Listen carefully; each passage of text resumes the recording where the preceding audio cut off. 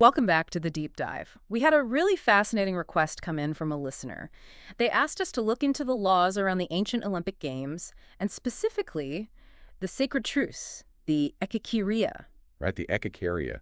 It's honestly one of the most remarkable concepts from antiquity, isn't it? You have these Greek city-states constantly at war with each other, Constantly. and yet every 4 years they agree to just stop, sometimes for months. So athletes and spectators could travel safely to Olympia. It's this incredible example of, well, informal international law. It really is. And it speaks volumes about how powerful shared culture, shared religion could be, even overriding all that political conflict. Failing. But it immediately makes you wonder, how did it actually work? I mean, you've got no UN, no international court in the way we think of it. How did they enforce it? Exactly. And that's where our sources for today come in. Now, interestingly, they don't actually give us the nitty-gritty details of the sacred truce itself. Oh, But what they do give us is maybe even more foundational. They offer this amazing window into the parallel systems, legal, religious, social, that governed how people handled conflict and justice back then, both in the Greek world, like Athens, and in early Rome. so the very structures that would have made something like the Ekecheiria even conceivable, let alone enforceable. Precisely. So our mission for this deep dive, then, is to look at those underlying mechanisms. How did the ancients create order, define who is accountable for what, and actually administer justice? And we'll see these two, well, really contrasting approaches. There's the Athenian way, super personal, all about family ties and reputation. Okay. And then there's the Roman way, much more systematic, formal, almost like building a legal machine. And we've got quite the lineup of sources to explore this. For Athens, we're looking at speeches from guys like Demosthenes and Aeschines' fiery personal courtroom arguments, real raw stuff. Yeah, very dramatic. And then for Rome, it's more the scholarly side. We've got Gaius, Cicero, and the big one, Justinian's Digest, these attempts to codify and systematize everything. It's really a story of how different societies tried to impose some kind of control on chaos. It absolutely is. Yeah. Real study in contrast. Right. So maybe we should kick things off with Athens, because, we often think of Athens as the cradle of democracy, maybe even modern law. Right. But when you dig into the sources, especially around serious crimes like homicide, you find that justice was deeply, deeply rooted in the private sphere. It really was a family matter. Okay, let's unpack that. You're talking about the dike phonu, the homicide prosecution process. That's the one. The whole system revolved around this idea of private enmity, extra. If someone was killed, the responsibility, the actual drive to seek justice, fell almost entirely on the victim's closest relatives, the physalloi. So the courts weren't really acting like the state prosecuting a crime against society. Not primarily, no. It was more like the state providing a structured venue to manage what everyone understood would otherwise be a private blood feud. It was about channeling that inevitable desire for vengeance away from street brawls and into a formal debate. Containment, really. And this focus on kinship, on family duty, it really shows the system's limits, doesn't it? Especially when you look at people who are outside that core family structure, which brings us to that, frankly, quite chilling example of the freedwoman in the sources. Ah, yes, that case. It's stark. It Yeah. really lays bare how precarious justice could be. You have this situation where a man, a prominent citizen, a triarch, So a wealthy guy was standing. right, he wants to prosecute the person who killed a freedwoman. But he can't. The sources are explicit. He simply doesn't have a legal standing. Why not? Because the freedwoman had no recognized kin, no philoi in the legal sense. So there was no one qualified under Athenian law to bring the charge. The crime, horrific as it was, Yeah. just fell through the crack. Wow.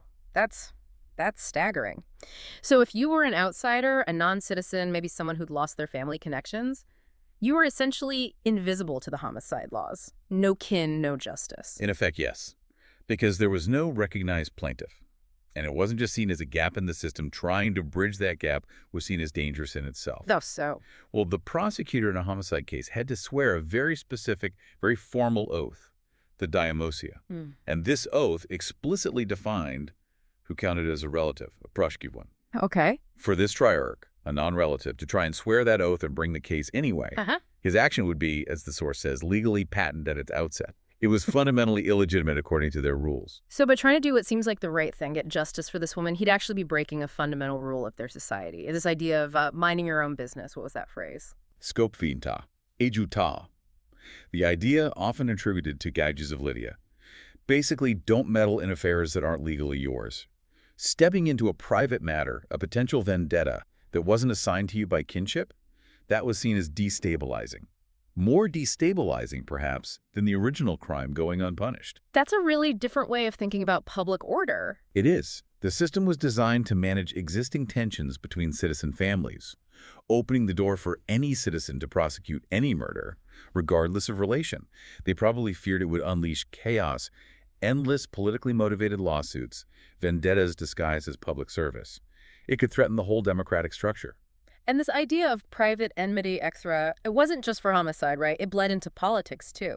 Demosthenes seems to spend half his time trying to distinguish between just insulting his enemies and actually accusing them of a crime. He really does. He's constantly drawing that line. He argues, look, the courts were set up to deal with actual crimes against the city, things like bribery, treason, serious stuff. Right. They weren't supposed to be arenas for politicians to just hurl personally motivated obscenities at each other, trying to score points.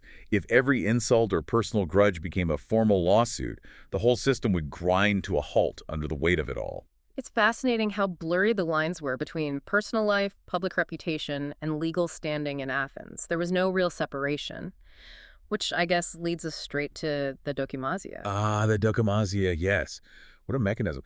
Basically, it was this mandatory public vetting process that every single person had to go through before they could hold any public office. A kind of civic quality control. But how did they actually check someone's character back then? No background check databases, I assume. No, nothing like that. It was all about public knowledge and, crucially, gossip. Athens was, a relatively small place. People knew each other or knew of each other. Information traveled fast. Face-to-face society. Exactly. And the sources point out that the democratic processes themselves encouraged people to talk, to criticize, even to ridicule. Gossip wasn't just background noise. It was, and this is a direct quote, embedded in institutions. It could actually be used as evidence in court or during the dokimasia. So gossip could literally make or break your career. An opponent didn't need proof, just a damaging rumor that enough people believed. Pretty much. It made the dokimasia this incredibly high-stakes public performance. The questions they asked candidates were intensely personal, focused entirely on whether you behaved like a proper citizen. Like what? Things like, did you treat your parents with respect? Did you manage your own household finances properly? Did you pay your taxes? Did you serve in the military when called up? The logic was, if you failed in these fundamental private duties, how could the city possibly trust you with public responsibility? So the pressure to keep up appearances must have been immense. Constant self-policing almost. Absolutely. Fear of public shaming and legal rejection was a powerful motivator for the elite to toe the line. Okay, so Athens' order maintained through this intense web of personal relationships, family duty, public reputation, and social scrutiny. But it all seems to hinge on the individual's standing within that citizen group. That's a good way to put it. Which makes the contrast with Rome all the more striking. Let's shift gears there. If Athens was personal, Rome was institutional. Hugely institutional. It's a massive philosophical leap. Roman law wasn't primarily driven by who you knew or what people thought of you personally. It aimed to be systematic, abstract, often quite academic. It was developed over centuries by these brilliant legal scholars, the jurisconsults. They were trying to build a system based on fixed written principles, not just shifting social pressures. And a key part of that system, especially for making it fairer and more adaptable, was this idea of equity, right? Stemming from the praetor's edict. Yeah. How did that work in practice? Okay, so the bedrock of Roman law was the civil law. And it was known for being incredibly rigid, very formalistic. Sometimes applying it strictly led to outcomes that just felt wrong or didn't fit new situations. The praetor was the main judge, the chief magistrate. And each year, when a new praetor took office, he'd issue his edict. This was basically a public statement outlining the legal rules and, crucially, the remedies he intended to apply during his year in charge. And he could introduce new remedies. Yes, exactly. If the old civil law didn't offer a solution for a situation where fairness seemed to demand one, the praetor could say, okay, the strict law doesn't cover this, but I will grant a specific legal action, maybe an actio utilis or an actio in factum. This is where Roman equity jurisprudence really grew from. It was a parallel system, more flexible, designed to soften the edges of the old rules. And this happened every year. A new edict. Initially, yes. Each praetor could add to or modify the edict of his predecessor.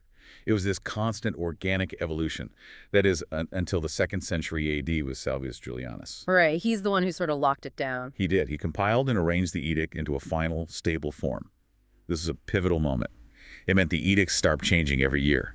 Uniformity. So how did the law keep evolving then? How did equity develop if the edict was fixed? Well, that's when the focus shifted. The task of developing the law, of interpreting and applying equity, moved from the annual magistrate to the jurisconsults. These scholars then wrote incredibly detailed commentaries on the now stable edict, working out its implications, refining its principles. So equity went from being a judge's ad hoc solution to a subject of deep scholarly analysis. Exactly. And because the praetor wore both hats, he was the common law judge and their equity judge, these equitable principles, developed through commentary, could effectively modify or even replace the old civil law rules in practice, often without needing a formal law passed by the Senate or assemblies. It was a very sophisticated way for the law to grow. It sounds incredibly complex, but even within this highly structured Roman system, the sources keep pointing back to something much more primal. The family, the patria potestas. Absolutely. The family, governed by patria potestas paternal power, is described as the nidus, the nest. The source says the entire law of persons basically grew out of this concept. The legal implication there feels huge. The individual isn't the primary unit, the family is. It really is. Patria potestas was this, well, almost absolute power held by the pater familias, the oldest living male ancestor. It covered the life, the work, the property of all his descendants, sons, daughters, grandchildren, no matter how old they were, as long as he was alive. So you could be, what, a 40-year-old general leading armies? And legally, under your father's potestas, you own nothing. Your earnings, your property technically belonged to him. You were sort of like a legal extension of him. It sounds bizarre to us, but for the Romans, this strong family unit, held together by this power, was seen as essential for the continuity of Rome itself. And this structure had really significant consequences for women in Roman law, didn't it? Oh, profoundly. Women were part of the family structure, the agnatic bond traced through males. But they could never themselves become the head of a family, a paterfamilias. When a father died, his son might become independent, head of his own household. A daughter, though, remained legally dependent. Which leads to that concept of perpetual tutelage, the tutela miliarum. Exactly. It's this really archaic idea that women remained legally under guardianship, tutela, for their entire lives. Even after their father died, they'd typically have a tutor, usually a male relative, whose formal permission was, in theory, needed for major legal acts, selling land, making a will, that sort of thing. What was the justification? The traditional legal thinking pointed to the supposed infirmity or lightness of mind of the female sex. It was deeply ingrained in the early law. But did it actually stay that strict? The sources hint it weakened over time? It definitely did. As Roman society evolved, especially with educated, wealthy women becoming more common, this level of control became impractical and, frankly, outdated. The law eventually adapted in a typically Roman way, keeping the form but changing the substance. Later on, the sources say tutors could be forced to give their authorization, even against their will. So the requirement for the tutor's consent became just a formality, a rubber stamp. The woman could essentially compel him to agree. The old structure of tutela remained on the books, but its actual power over adult women largely evaporated. Equity and social change kind of hollowed it out from the inside. Interesting. It shows how even that formal system had to bend. Before we leave the family, let's touch on inheritance. The Roman view of heirs wasn't quite like ours, where they just get the stuff. No, it was much deeper than that. When someone died without a will, intestate, the heirs, the virides, didn't just represent the deceased person in legal matters. The theory was that they literally continued his civil life, his legal existence. Continued his existence. Yes. It's this idea of identity passing down. The legal personality, the rights, the obligations, the family's religious duties, sacra, they didn't stop and restart. They flowed continuously through the heirs. This ensured the family unit, the nidus, survived intact across generations. It wasn't just about dividing property. It was about ensuring the legal and social immortality of the family line. And this idea came even before formal wills were common. That's the theory, yes. The continuity of the legal persona was paramount. Okay, so given this emphasis on family structure and almost metaphysical continuity, how did the Romans handle something as practical as everyday business contracts? If legal personhood was so tied up in family, was just agreeing to something enough to make it binding? Good question. And the answer, for much of Roman legal history, was no. Simply agreeing on something, what they called convention, wasn't enough on its own to create a legally enforceable obligation or contract. You needed something more. Something more? Like what? You needed a specific, recognized formality, A ritual, an action, something tangible that elevated the mere agreement into a binding legal act. This reflects a kind of early legal thinking that distrusted purely mental states like intention. They wanted observable proof. And this something more led to that famous classification of contracts, right? What types? Exactly. It shows the different ways they created that binding formality. First, you had verbal contracts. These required a precise form of words. The classic example is the stipulatio, or sponsio. The person receiving the promise had to ask, "Do you promise?" Spondes. And the other had to reply using the exact same verb, "I promise." Spondeo. Get the words wrong, no contract. Pretty much. Even if everyone knew what was meant, the ritual was crucial. Second, literal contracts. These needed a formal written entry, usually in an account book or ledger, the codex. The act of writing it down, often witnessed, created the obligation. Okay, words or writing. What else? Third, real contracts. Here, the obligation arose from the actual physical delivery of a thing. The prime example is a loan of money, mutuum. It wasn't the promise to lend that was binding. It was the moment the money actually changed hands. The act of transfer created the debt. Makes sense. And the last type? Consensual contracts. They sound more like our idea. They are closer, yes. But this was initially a very restricted category. Only 4 specific types of agreement were recognized as binding by mere consent alone: sale, lease, partnership, and mandate, acting as an agent. For these, mutual agreement was enough. But for everything else, you needed one of those other formalities, the words, the writing, or the delivery.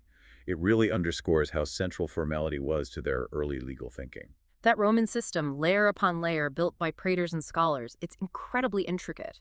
But things must have changed quite dramatically when Rome shifted from being a republic to this massive empire, right? With an emperor at the top. Oh, massively.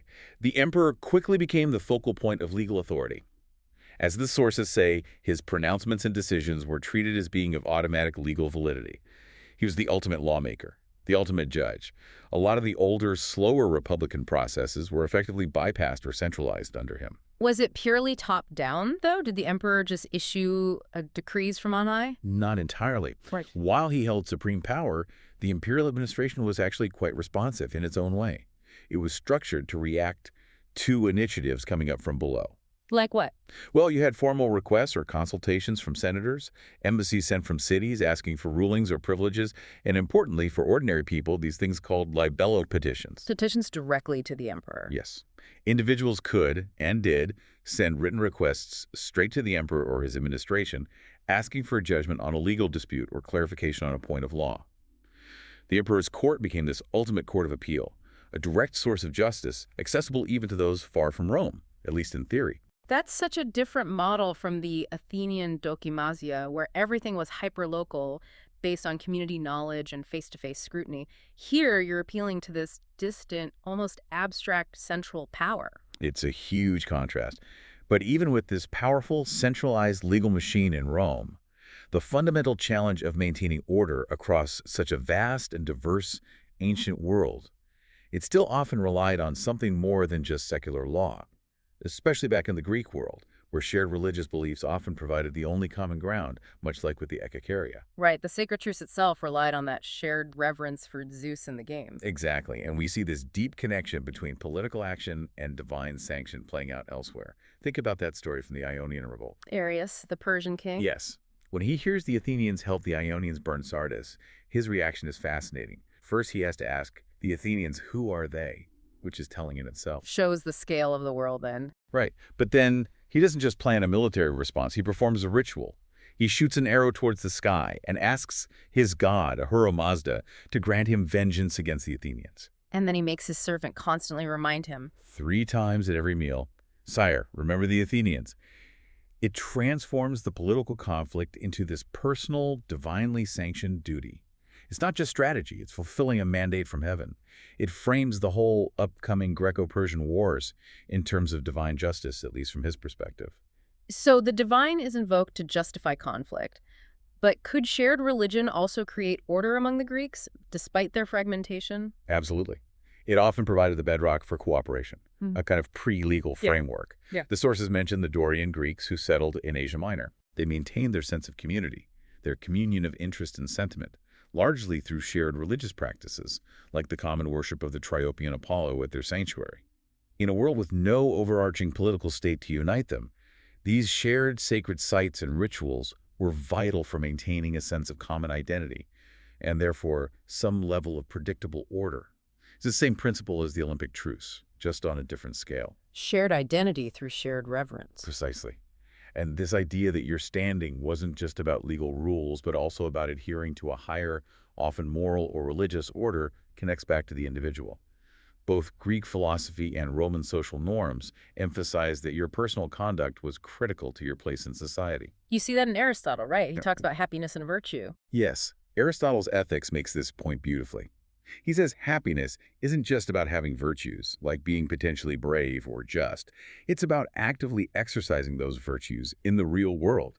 He uses the analogy of the Olympics. The prize doesn't go to the strongest or fastest person who stays home. It goes to the one who actually competes and wins. Virtue requires action, public demonstration. And the Romans took this idea and basically embedded it in their social hierarchy and even their law. Very much so. For the Roman elite, particularly, maintaining power and status was intrinsically linked to demonstrating self-control, continentia. The sources are quite explicit. Giving in to excessive sensual pleasure, for example, was seen as dangerous because it risked making a free man seem like a slave. Praevinctus, someone ruled by base desires rather than reason. So self-mastery was the mark of someone fit to rule others. Exactly. It legitimized their authority.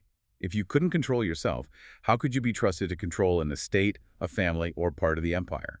This moral performance was crucial for maintaining social and implicitly legal standing. And this link between morality, status, and law becomes brutally clear when you look at something like the Augustan adultery laws. The asymmetry there is just striking. It really is. Under Augustus's laws, a husband was legally required to prosecute his wife if she committed adultery. If he knew about it and didn't bring charges, he could actually be prosecuted himself for pimping Lenocinium. Why force his hand like that? Because the wife's adultery wasn't just seen as a private betrayal. It was a potential threat to the husband's lineage, his status, the purity of his family line. It polluted his household and cast doubt on the legitimacy of his heirs.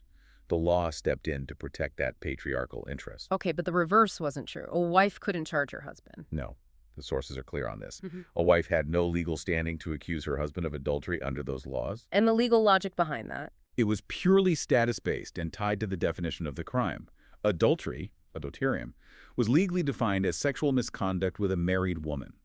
So if a husband had an affair with an unmarried woman or a prostitute, it wasn't adulterium in the eyes of that specific law. If he had an affair with another man's wife, technically the offense was against that other husband, not his own wife.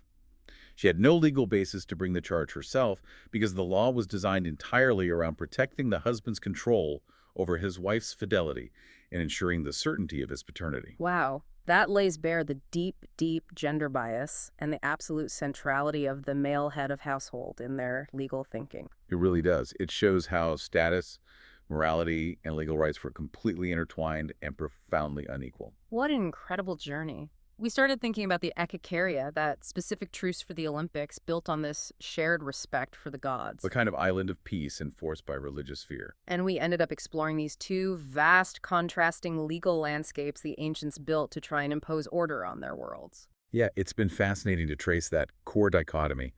On one hand, you have Athens. Justice is personal, almost intimate. It depends heavily on your family connections, your public reputation, that constant social pressure of the dokimasia. It works, maybe, in a small community, but it's fragile, especially for those on the outside. And then you have Rome, striving for something different. This huge, complex machine of laws, edicts, commentaries, trying to build predictability through institutions, scholarship, eventually centralize imperial power.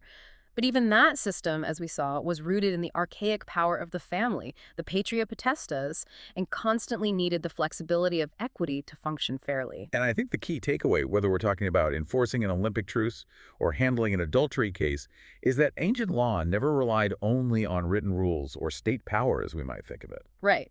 There was always something else at play. Always.